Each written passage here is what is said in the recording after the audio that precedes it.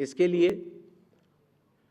चुनाव आयोग सभी राजनीतिक दलों का, सभी मतदाताओं का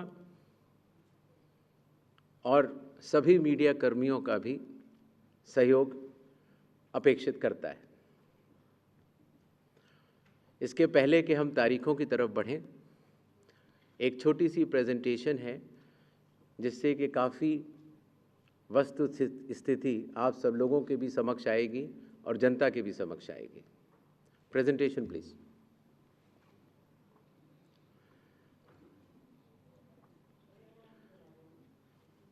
बिहार में कुल 243 विधानसभा क्षेत्र हैं। इसमें अनुसूचित जाति के लिए 38 और अनुसूचित जनजाति के लिए 2 रिजर्व्ड हैं। नेक्स्ट। एक ओवरव्यू अगर लिया जाए मतदाताओं का, तो कुल मतदाताओं की संख्या लगभग 7.42 करोड़ है, जिसमें कि मेल 3.92 और फीमेल 3.5 करोड़ हैं। सीनियर सिटीजन्स लगभग 4 लाख हैं। 100 वर्ष की आयु पूर्ण कर चुके मतदाता लगभग 14,000 हैं और फर्स्ट टाइम वोटर्स लगभग 14 लाख हैं।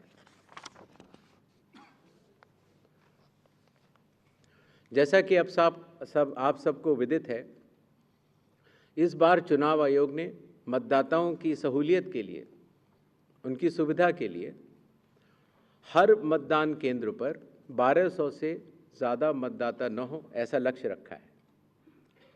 इसके चलते पोलिंग स्टेशंस की संख्या में वृद्धि हुई और अब बिहार में 90,712 पोलिंग स्टेशंस हैं।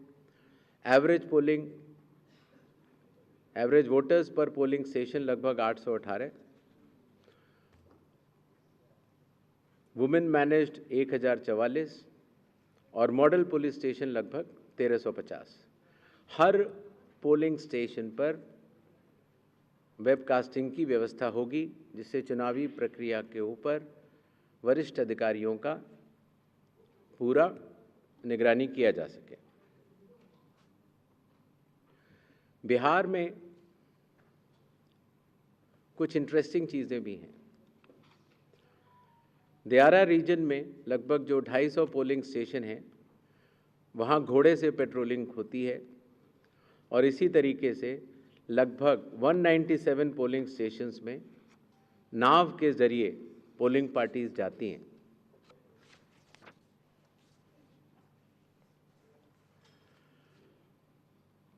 चुनाव आयोग के निर्देशों के अनुसार हर मतदान केंद्र पर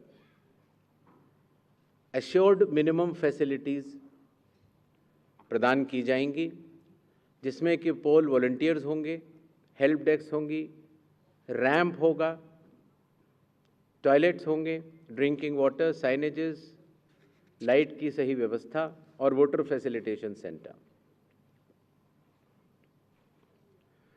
जो हमारे बुजुर्ग और दिव्यांग मतदाता हैं,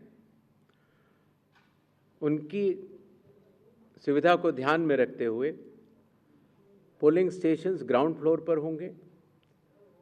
अगर रैंप है तो 1:12 के रेशियो में प्रॉपर ग्रेडियंट से बनेंगे।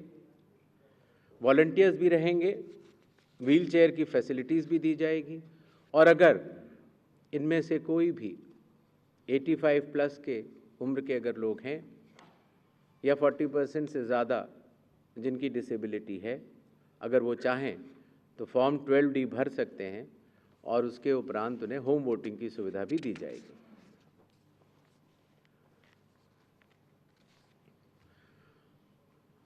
बिहार के दौरे पर चुनाव आयोग ने जिला मजिस्ट्रेट्स को, सुपरिंटेंडेंट्स ऑफ पुलिस को और सभी एनफोर्समेंट एजेंसीज को सख्त निर्देश दिए हैं।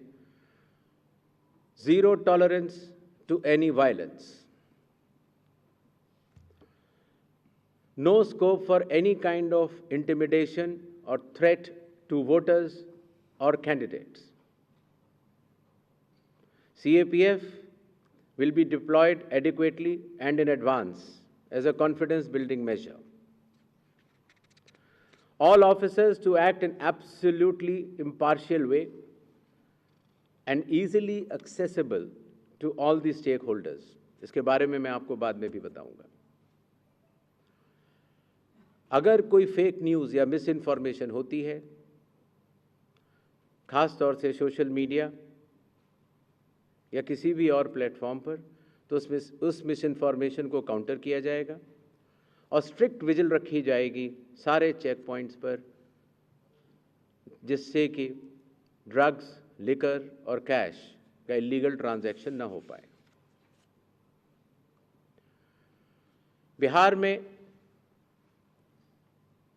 बिहार के पूरी चुनाव का तंत्र है, उसके साथ मिलकर बिहार के इन चुनावों में 17 नए इनिशिएटिव्स लिए जा रहे हैं, जो कि बिहार से शुरू होकर पूरे देश में लागू होंगे।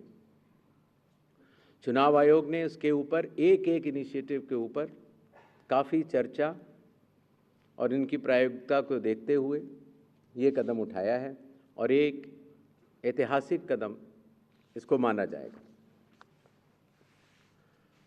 ट्रेनिंग, पहली बार जो चुनाव आयोग का ट्रेनिंग इंस्टीट्यूट है, India international institute for democracy and election management, वहाँ पर बिहार के सभी बूथ लेवल एजेंट्स जो जिला स्तर के थे, बूथ लेवल एजेंट 1, उनकी ट्रेनिंग का आयोजन किया गया। इसी तरह से अब जहाँ जहाँ चुनाव होंगे वहाँ वहाँ बूथ लेवल एजेंट्स 1 की भी ट्रेनिंग IIIDM द्वारिका में की जाएगी। जो बूथ लेवल ऑफिसर्स होते थे, पहले उनकी ट्रेनिंग या तो विधानसभा स्तर पर हो जाती थी या कई बार जिला स्तर पर। तो इस बार हर विधानसभा क्षेत्र के 4 से 5 BLOs को IIIDM में बुलाया गया और उनको चुनावी प्रक्रिया के बारे में अवगत कराया गया, जिससे कि हमें अब जो चुनावी तंत्र है, जो ज़मीनी स्तर का चुनावी तंत्र है, उसमें बहुत ही ज़्यादा बदलाव देखने को मिला। साधारण तौर से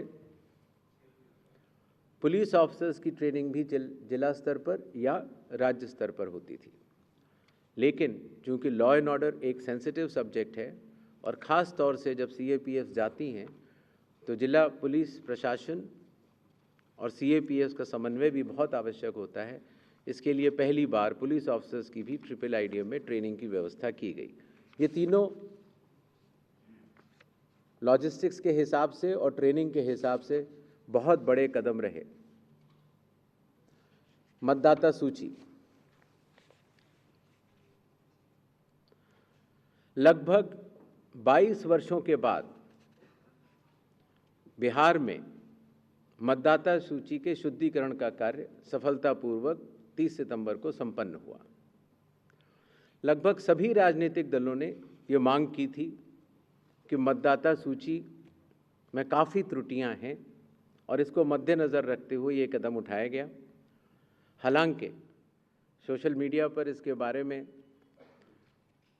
कुछ बढ़ चढ़कर कहा गया, लेकिन सत्यता ये है कि आज की तारीख में बिहार के 243 इलेक्टोरल रजिस्ट्रेशन ऑफिसर्स ने 90,000 बूथ लेवल ऑफिसर्स के साथ मिलकर 1.6 लाख बूथ लेवल एजेंट्स, जो कि 12